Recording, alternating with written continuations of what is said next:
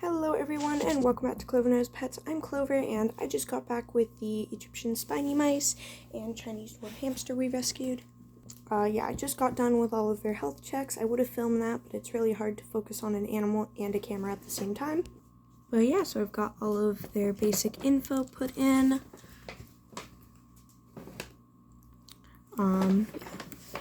Anyways, I'll just go over the more unique one because most of these are just Spinies, but we do have a Chinese Dwarf.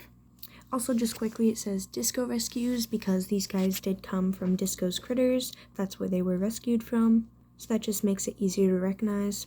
But yeah, so the Chinese species, Chinese Dwarf hamster. By the way, they're not actually dwarfs. People just call them that, but yeah. Name, Willow. Weight, 37 grams. It's female, 1-year-old, approximately 1-year-old, reluctant to bite, but untame. I did almost get bitten, but it was only when I was really pushing it on her. She wasn't immediately going to bite me. Parasites, mites, noticeable infections, possible eye infection, lumps/bumps, none, visible/noticeable wounds, none. Other choppy fur, probably from mites. White teeth, which aren't good for hamsters, by the way.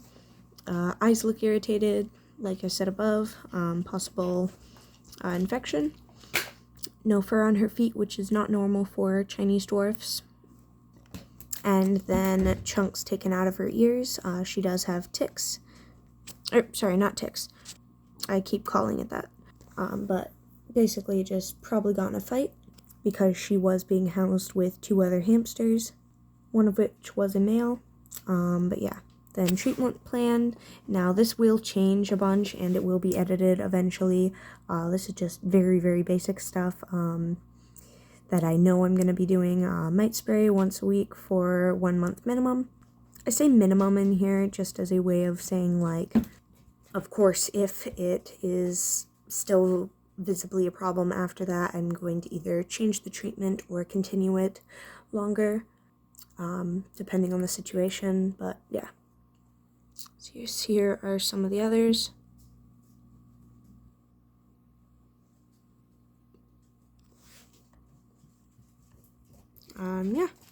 Just using Google Docs. Nothing crazy, nothing fancy, but it works. Alright, anyways, this is going to be their quarantine enclosure. Please keep in mind this is not proper care for them. This is only temporary for their 1 month quarantine and any rehab after that. Then they will move into a properly sized enclosure with deep bedding and everything they actually need. So do not use this as a care guide or follow the info within this video if you're looking for proper care for a spiny mouse. Instead, I do have a video on my channel, or actually a few videos, explaining their proper care, so please check that out instead. Anyways, I've got their water here, and then I've got some freshwater fish. I'm using tilapia in a bowl for their protein, and then I scatter fed them with a bunch of my homemade mix, and set in some millet for good measure.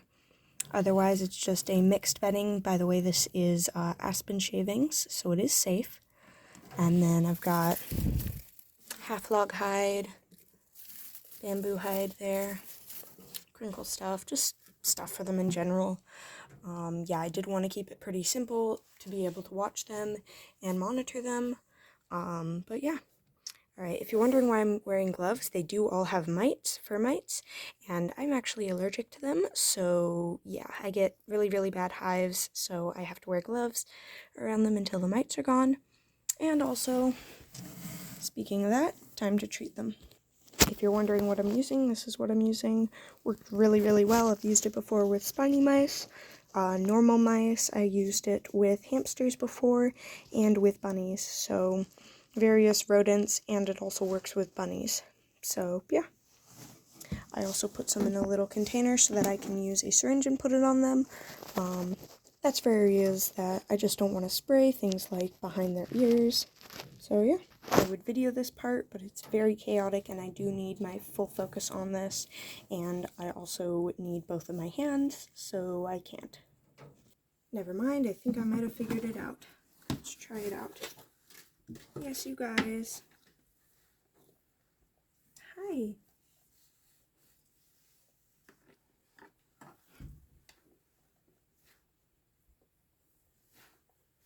It's a very, very hard process.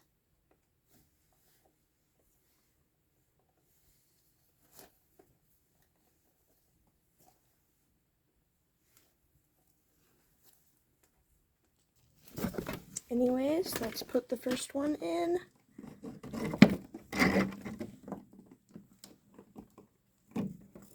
Wanna go out, baby? There we go. What do you think? So yeah, I'm gonna leave her to check everything out and continue working with the rest. Alright, so the two babies in the group, or well, not babies, but younger ones, have completely chewed off their tails. There is no tail left, just nubs. So yeah, that is very unfortunate, but yeah. Anyways, gotta continue without them escaping. Here's the other baby. You can see how small that tail is. By the way, there's a total of 5 of them, 3 adults, 2 babies, or well, I keep saying babies, they're between a year and 3 years old. Oh, no going out. Okay, I just finished up with the last spiny, and they've already taken 2 pieces of the fish. One of them's eating it in that hide. Don't know where the other is, probably hidden. But yeah, so all 5 will be in here temporarily for quarantine and rehab, and then they'll move into a permanent home, and 2 of them will be up for adoption if you're looking to adopt, and you can come to Bayport, Minnesota. Alright, last one to show you. I'm not going to show you me treating her for mites, but I will just show you her just so you can see her. Under there? Yeah. And then I'll show you her in her new setup, her, well, quarantine setup. Okay, yeah, it's not going to work.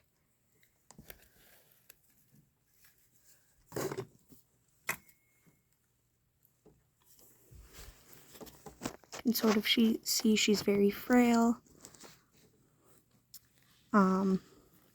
Yeah, not healthy. So yeah, here you go, babe. I'll set your hides back. There you go. Alright, I'm gonna treat her and then I'll show you putting her in her new enclosure, or, well, quarantine enclosure. Okay, so this is her quarantine tank. It's just a 10-gallon. So in the video where I explained what the prep for this rescue is like, I explained how I was going to go to the pet store, my local pet store, and pick up some bedding and such on the way back from getting them. But unfortunately, there was a ton of traffic, and by the time we got there, it had already closed. So we're going straight away, first thing in the morning tomorrow, to get some. But for now, just so I have something in there, I've just got some of the bedding from the carrier, and then some Eco Earth, and then of course she needs a sand bath, which, by the way, she was not provided at her old home. But yeah, so she's got a sand bath. Then of course she's got a water bowl, and I scatter fed her seed mix. Over here I just added some of that packing paper stuff. I don't know why, but rodents in general seem to really like it.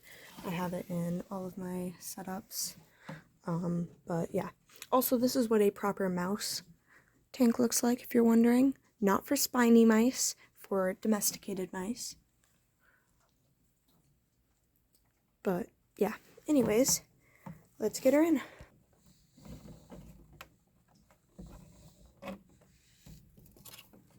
Set her in the direction of the sand. There you go. What do you think about all this?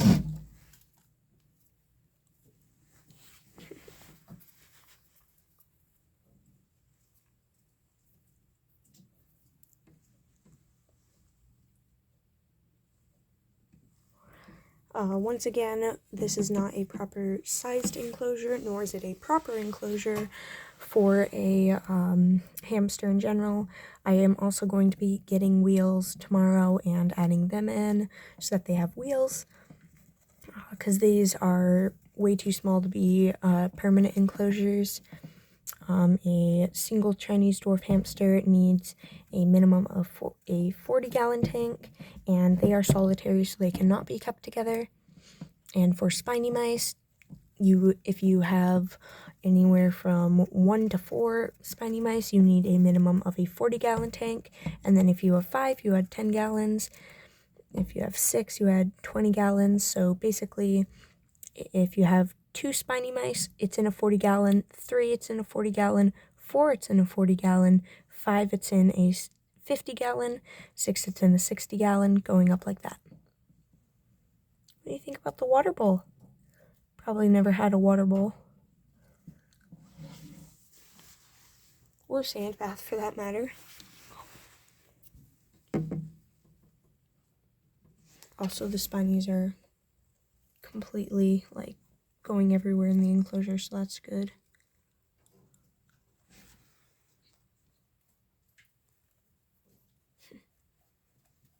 But yeah, the lid on this.